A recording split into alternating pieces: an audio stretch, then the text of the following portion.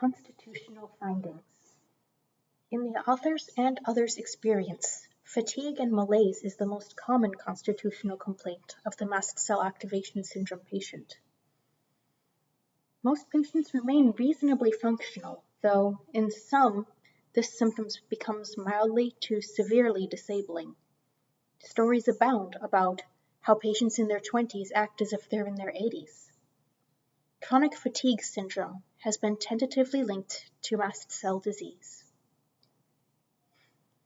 Intermittent elevated temperatures are not uncommon, but when present are usually low-grade or feeling hot, as verbalized by patients, with frank fever, which means temperature greater than or equal to 38 Celsius, an uncommon event, which more likely but not necessarily signifies infection.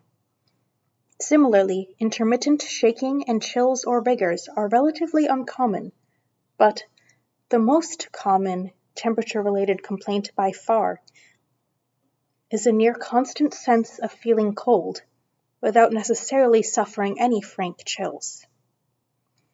Beyond asking about fevers or chills, the physician should ask specifically about a sense of feeling cold most of the time or feeling hot some of the time, since most mast cell activation syndrome patients do not interpret their low temperature sense as chills or their high temperature sense as fever.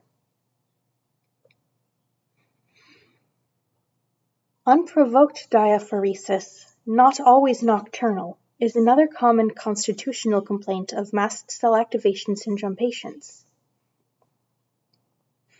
Some patients manifest this symptom on a circadian basis, e.g. night sweats, and together with the enlarged and or tender lymph nodes that can be seen in some patients, this symptom can lead to necessary but often fruitless searches for infection, e.g. mononucleosis, tuberculosis, or lymphoma. Of course, given the impact mast cell activation syndrome has on every system in the body, including the immune system, secondary infections and malignancies are not uncommon.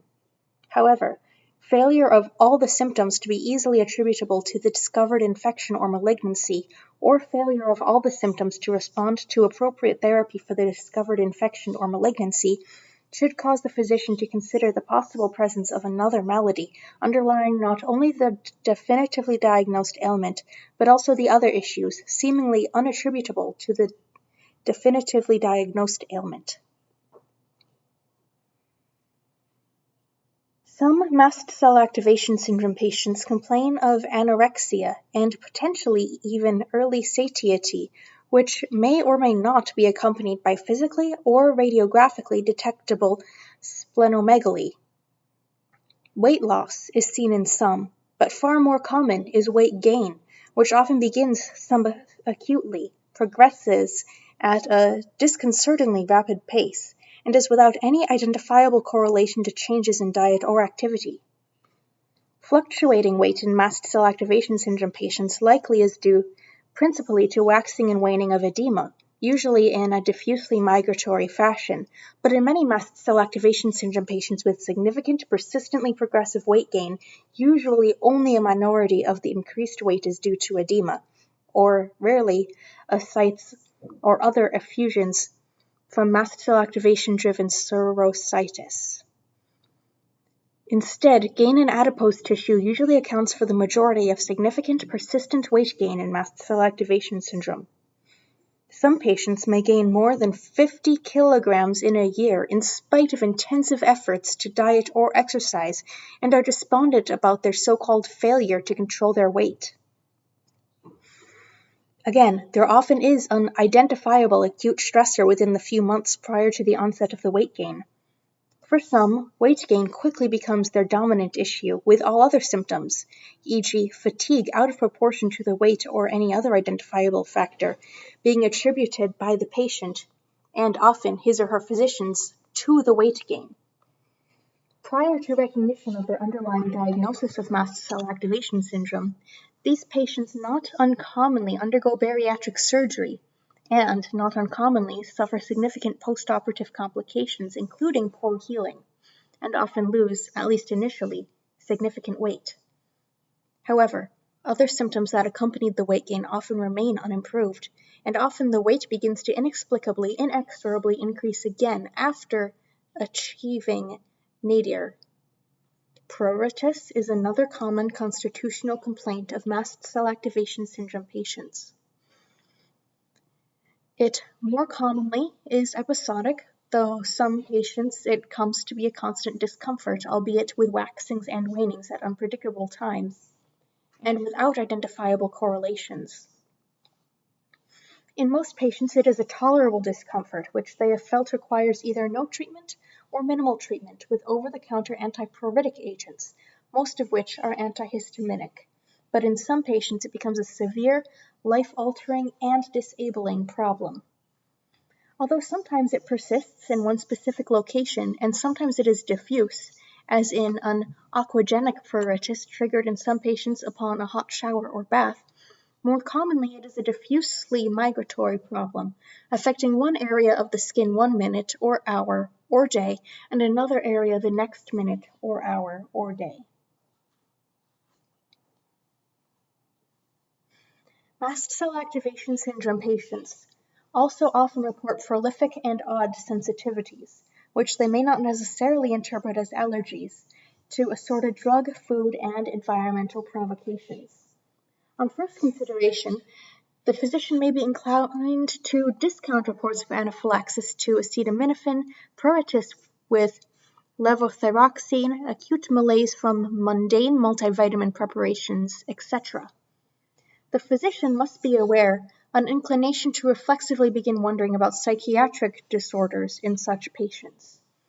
The physician must also be aware that a drug reaction, whether common or unusual, reported by a mast cell activation syndrome patient not uncommonly is due not to the active pharmaceutical ingredients, but instead to the filters and dyes in the products, i.e. the allegedly inactive ingredients. As such, sometimes simply changing to an alternative commercial formulation of the same drug can eliminate reactions as severe as acute anaphylaxis, while other patients sometimes see improvement with a special formulation of the active ingredient mixed by a compounding pharmacist with a less provocative filler.